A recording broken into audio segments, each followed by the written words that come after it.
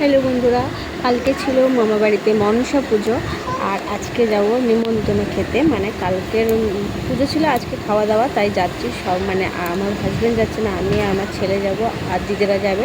চলো ব্লগটাও দেখতে থাকো, আশা করি ভালো লাগবে। চলো টাটা, দেখতে থাকো, আরও আছে। তো আবার চলে গেলাম মামা বাড়িতে সেজে গুজে। আজকেরও একটুখানি দেরি করেই গেছি, তখন কটা বাজে, 1:30-2 বাজে।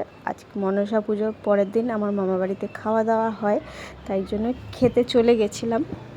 ছেলেকে নিয়ে আমার হাজব্যান্ড যায়নি, আর আমি, আমার ছেলে, আমার দিদি, জামাইবু আর দিদির ছেলেরা গেছিলাম। তো আমরা রেডি হয়ে বেরিয়ে গেছি, দুইজনে মা বেটা দুজনে বেরিয়ে পড়েছি। তো হেঁটে হেঁটে যাচ্ছিলাম। আমাদের রাস্তা মেন রোড যেখানে, সেদিকে ওরা গাড়ি নিয়ে আসবে। ওরা গাড়ি নিয়ে আসলেই ওদের সাথে আমরা চলে যাবো। তো আমরা যাচ্ছিলাম, আর এত রোদ্দুর, এত রোদ্দুর। আর আমার ছেলের হাতে একটা টিফিন গাড়ি দেখছো, ওটা কিন্তু ওদের বাড়ির টিফিন গাড়ি, কারণ প্রসাদ নিয়ে এসেছিলাম, তা ওদের বাড়ির টিফিন গাড়িটা দিয়ে দিয়েছে। তাই দেখো ওরা এসে দেখি কি দাঁড়িয়েই রয়েছে। তো গাড়িতে ফাইনালি উঠে গেলাম। ও সামনে বসেছিল, আমরা পেছনে বসে। এই যে আমার দিদির ছেলেরা 2-3 জনে দেখো একই যা কালারের ড্রেস পরেছে, আর খুবই ভালো লাগছে। তো কেমন লাগলো অবশ্যই জানাবে। তো আমি একজনকে কোলে নিয়ে নিয়েছিলাম, যেহেতু বসার জায়গা হচ্ছিল না, আর বাচ্চা মানুষ ওরা এত বদমাশি করে, তাই জন্য আমি একজনকে কোলে নিয়ে নিয়েছিলাম। আর আমার দিদি যেন কী বকবক করছিল। যাই হোক বন্ধুরা, আর জামাইবাবু গাড়ি চালাচ্ছিল, আর আমরা সবাই একটুখানি সেলফি তুলে আর একটু পোজ দিয়ে চলে গেলাম মামা বাড়িতে। আর খাওয়ার উদ্দেশ্যে, আর খাওয়াতে মেনুতে কী কী ছিল তোমাদেরকে দেখাবো, চলো। আর ফাইনালি চলে আসলাম আমার মামার বাড়িতে। এখানটায় একটা গাড়ি ছিল বলে, তাই জন্য ক্যামেরাটা আমি আবার অফ করে, এই দেখো আমার দাদু দাঁড়িয়ে আছে। আর এসে দেখি আমার বড়দি ঠাকুর ঘরে কী করতে ঢুকছিল জানি না, বাট আমি এখানে কথা বলছিলাম। আর ঘরের মধ্যে গিয়ে দেখি সবাই সবার মতন কাজে ব্যস্ত। এদিকে মামার ছেলে, বোনের মেয়ে, ওকে নিয়ে একটুখানি আদর করছিলাম। এদিকে মামা রান্না করছে, এদিকে সবাই বসে বসে আবার গল্প করছে। আমার মাঠা, আমরাও এসব গল্প করছি। আর দেখো এই যে,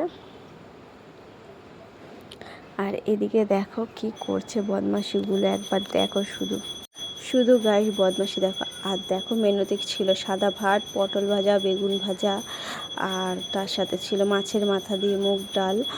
আজকের মেনু ছিল খাবার দাবার। তার সাথে ছিল মাছ এটা ছিল মাছ, আর মাছ তোমরা চেনো কিনা জানি না, বাট আমরা আর টাংরা বলি আর মাছ। আর ছিল এদিকে চিকেন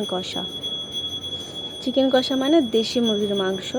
এক গাবলা কিন্তু এখানে মাংস রান্না করা হয়েছিল, কিন্তু উঠে গেছে। এদিকে আবার চাটনি, পাঁপড়, আমের চাটনিটা খেতে কিন্তু খুব টেস্ট হয়েছে। দই, মিষ্টি সব কিছুই আছে আজকে খাওয়ার আয়োজনে। কাজ করতে করতে সবার মুখ টুক শুকিয়ে গেছে, আর কেমন লাগছে জানি না, বাট কিছু মনে পড়ো না। আর এদিকে টেবিলে সবাইকে খেতে দিয়ে দিয়েছে। এই যে সবাই খাচ্ছে বসে বসে, জামাইরা, তারপর আমরা খাবো।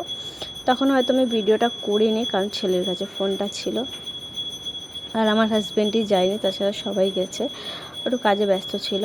এদিকে সবাই বোন, মা, দিদিরা সবাই বসে, দিদিমা বসে আছে। অনেক দিন পর মামা বাড়ি আসলাম, সেই ছোটোবেলার মতন আবার খাওয়া দাওয়া। আগে অনেক আসতাম মামা বাড়িতে। মামা বাড়ি বলতে গেলে মামা বাড়িই চিনতাম, কারণ আমার পিসি কাকা বলতে কেউই নেই, শুধু মামা বাড়িই একটা ছিল।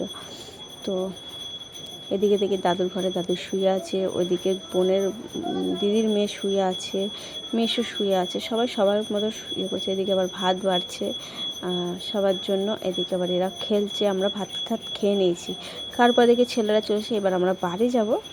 আর ভাত খাওয়াটা তোলা হয়নি তোমাদের সাথে, কারণ অনেকটাই বকর করছিলাম, আর সবাই একসাথে ছিলাম। তো হাসাহাসি আড্ডা, তারপর সমস্ত কিছু করতে করতেই তো সময় আমার মনেও ছিল না যে ক্যামেরাটা আমি অন করে ভিডিও করব। আর এই যে বাড়ি যাব, সন্ধ্যা হয়ে গেছে, মানে 6:30-7টা বাজে এরকম। আর এদিকে সবাই জুতো পরে রেডি, সবাই ব্যাগপত্র গুছিয়ে নিয়েছে। এই যে মা মনসাকে প্রণাম করে আর আমরা দুর্গা বলে বেরিয়ে পড়লাম। কেমন লাগলো? ভালো লাগলে প্লিজ ফলো করে পাশে দেখো। টাটা।